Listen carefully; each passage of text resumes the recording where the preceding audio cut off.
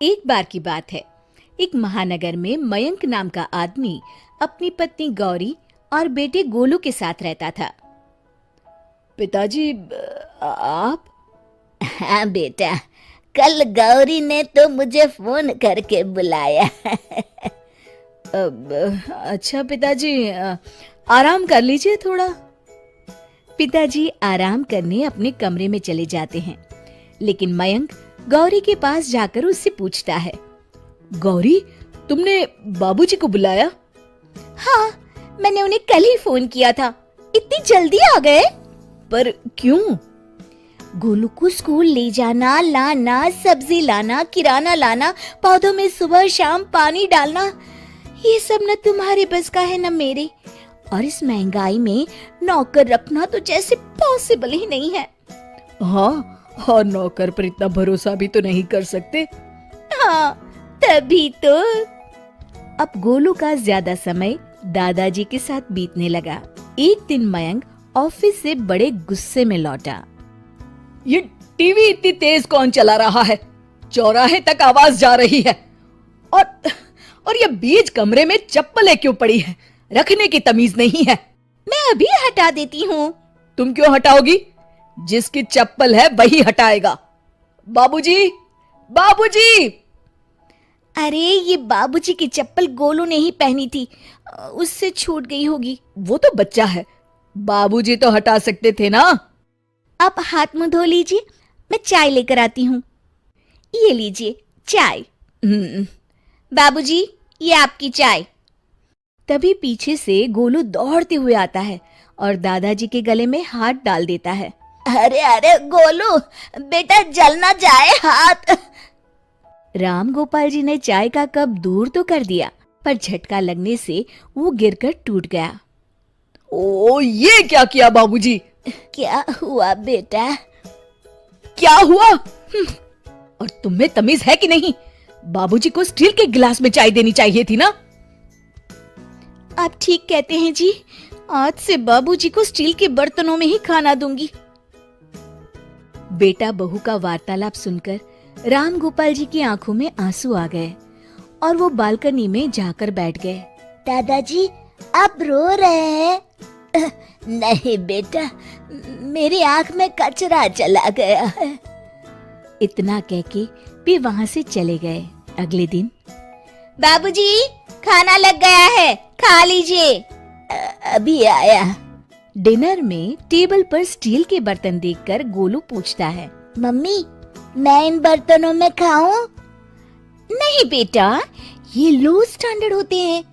नहीं, मुझे इसी में खाना है। आज बाबूजी को यहाँ दे दो, कल से उनको खाना कमरे में ही देना।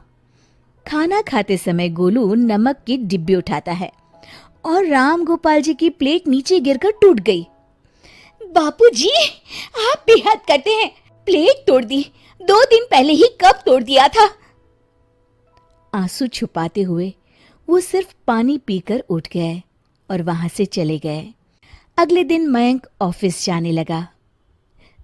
बेटा, आज तबीयत नासाज लग रही है, जरा डॉक्टर को दिखाते हैं।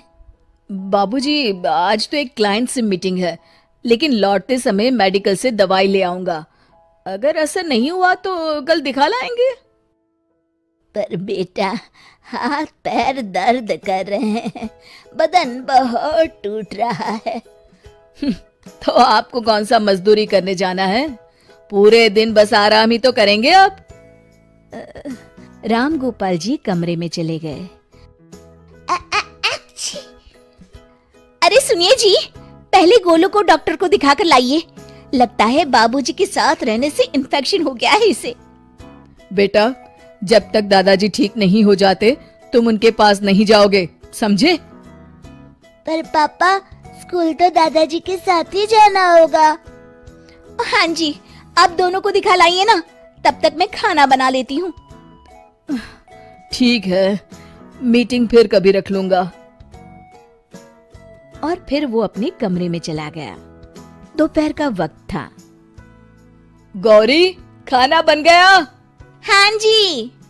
आज तो 1000 रुपए पर बीती। चलिए खाना खा लीजिए।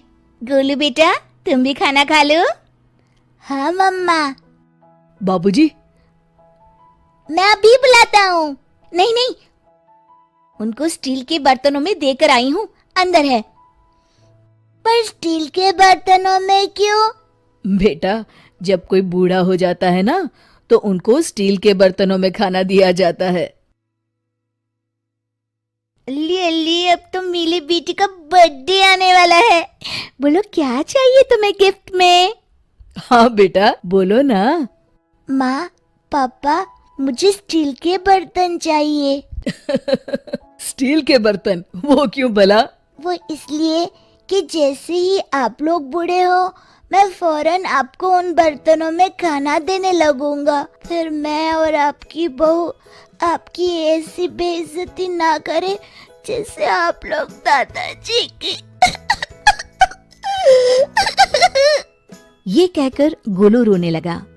गौरी और मयंक उसकी बात सुनकर सन्न रह जाते हैं। मयंक जल्दी से कमरे की तरफ दौड़ा और बाबूजी के पैर पकड़कर बोला, बाबूजी, मुझे माफ कर दीजिए। बाबूजी को अपने साथ टेबल पर बिठाया और खुद ही उसे खाना परोसने लगा। शिक्षा: हमें अपने माता पिता का और बड़ों का हमेशा सम्मान करना चाहिए।